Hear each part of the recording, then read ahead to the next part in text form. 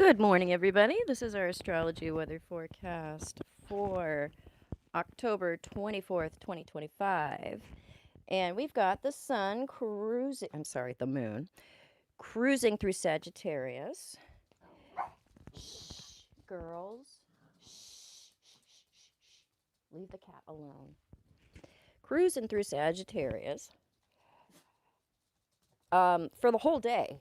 So this is actually helpful. It gives us an undercurrent of hope and levity because we have some seriousness in the air with the square between the sun and Pluto. So that marks this entire week. It's a week of feeling like a lot of anger, disempowerment, um, issues of control versus power.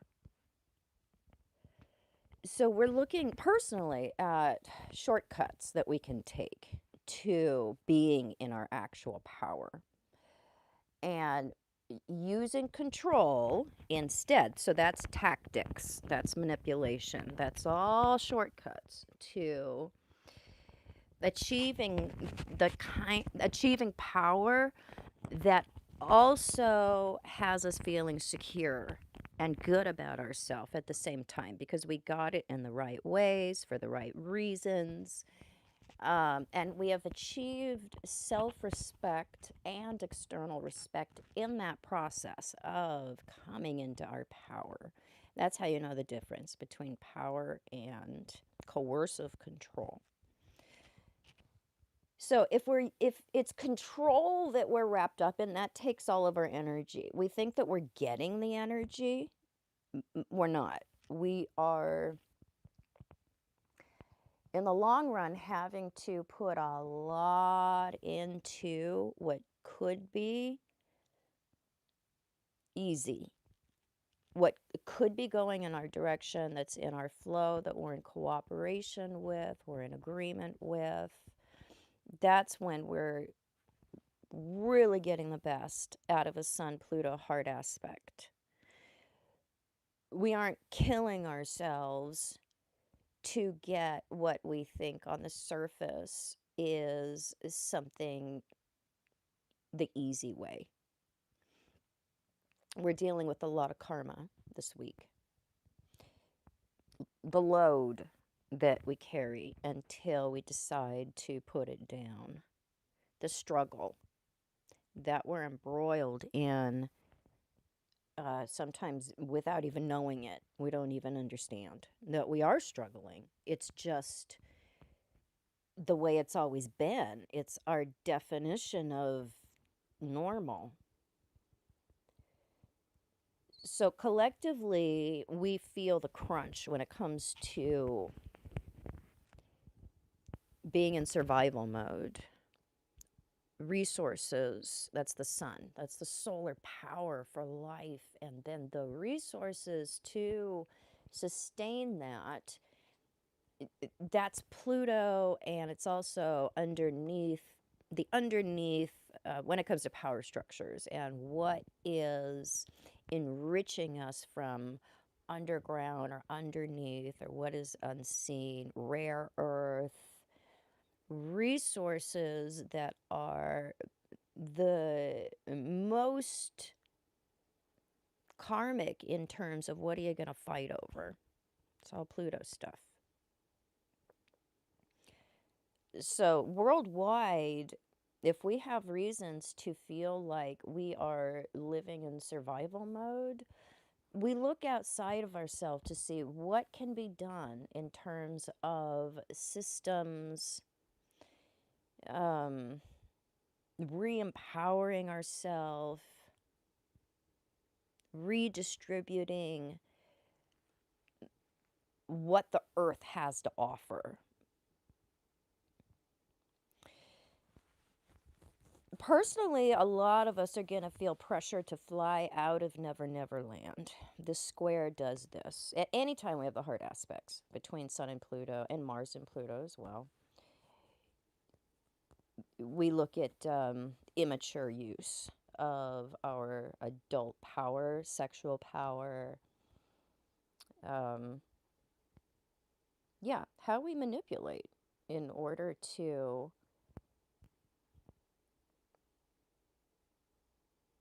maintain our experience of easy street. So some people, we come to this,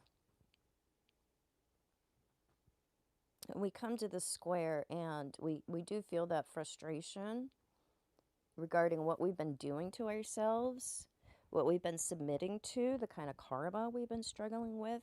And sometimes we can make the choice that it's just going to cost too much. It's going to be too hard. It's going to require too much of me. You can't teach an old dog new tricks. Sometimes it can also mean giving in to whatever systems are oppressing us, because we decide it's going to be too difficult to flap my fairy wings hard enough to get my big old body up off the ground. So, yes, I know it sucks, to be who I am, to make the choices I am, to live the way I am, whatever it is that you're submitting to. We can admit to ourselves, yeah, this kind of sucks, but yeah, it's better than putting the kind of energy in that's required to change or do better. So, I'm going to continue to, rent out that 20-something apartment here in Never Never Land instead. Other people do decide that it's worth it, because you realize that Pluto stuff, what you put into it, it keeps paying off. It doesn't seem like it at the time. It doesn't. It seems like too big of a risk. But every time we decide to put the energy into ourselves, we invest in ourselves, we invest in the better version of ourselves, rather than becoming a better criminal, becoming a better manipulator, becoming better at maintaining our childish status quo. Every time we make that decision to embrace a better, higher version of ourselves and to get on board with a different timeline,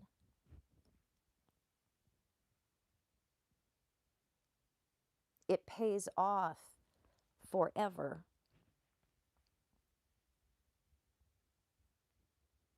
It's an investment, that it's a gift we give ourselves.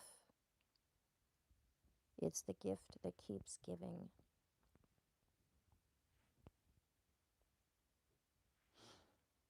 So it is a big um, rush of anger and of that feeling like, I've had enough. How we act on that defines our character.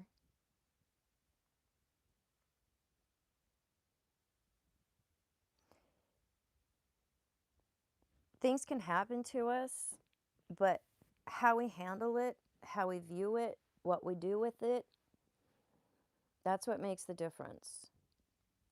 We can't control everything, but we can control ourselves. That is the lesson with Sun or Mars aspects to Pluto.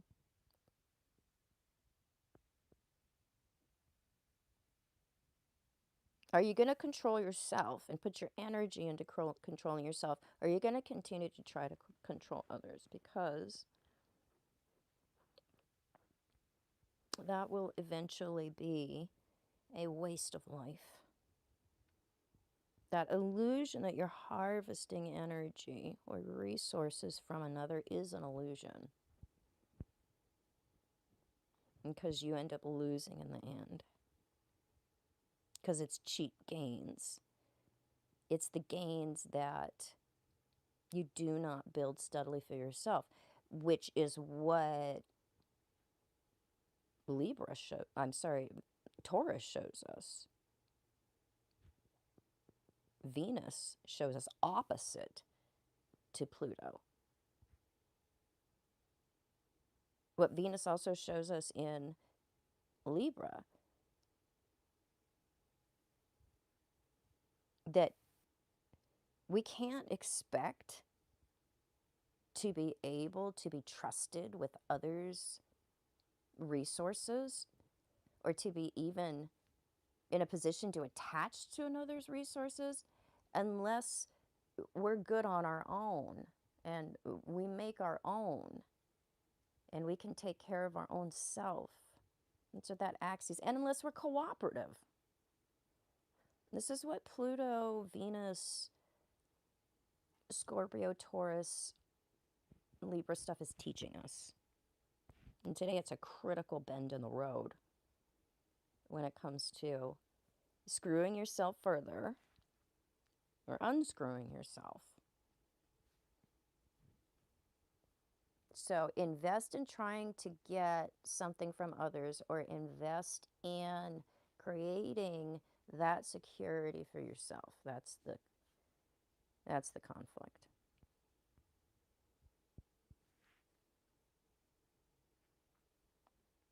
Hey, Barbara. Yes. In what sense? Barbara says, we feel better about how we see ourselves? Yes, yes, yes, yes, yes. When we don't cut corners, we don't subvert, we don't obfuscate, we don't manipulate, we don't try to get things that we really haven't earned, we gain self-respect. We gain trust in ourselves. When you can trust yourself, you draw others to you that you can trust and who trust you. It's a world of trust. But when you know that you'll get away with whatever you can get away with, you'll assume that about others, and that is what you're comfortable with. That's who you're comfortable with. You are not going to want to be in the presence of somebody that expects you to look them in the eye. You're going to be more comfortable with criminals. So do you want to be with somebody that you can't trust because you can't trust yourself, and then it's nothing but watching each other? It's intense. It's distracting. But it's a Pluto game. And it will keep you from shedding your karma and coming into real peace, because you'll stay in that loop of intense distraction. And we'll call it passion.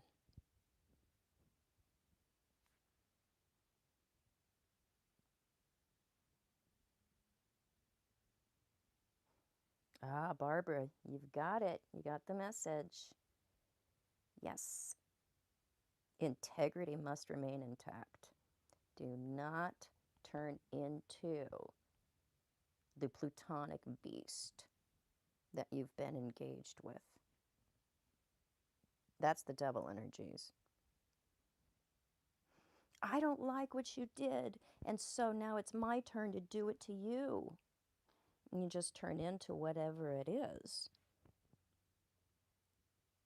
That 1 second earlier you said you didn't like, you didn't want, but that is what you are if you don't choose to control yourself. You don't choose to not reenact what just happened. You take the power back. You're not reactive, you're active. When we do what we didn't want done to us, that was an excuse to get away with some kind of unresolved hatred or anger.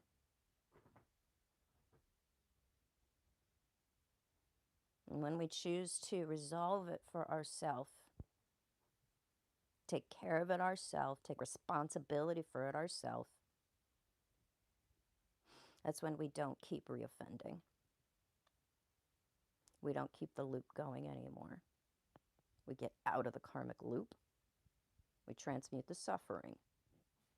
But it often means that you do not get to stick it to someone else. And you don't see that as a bad thing.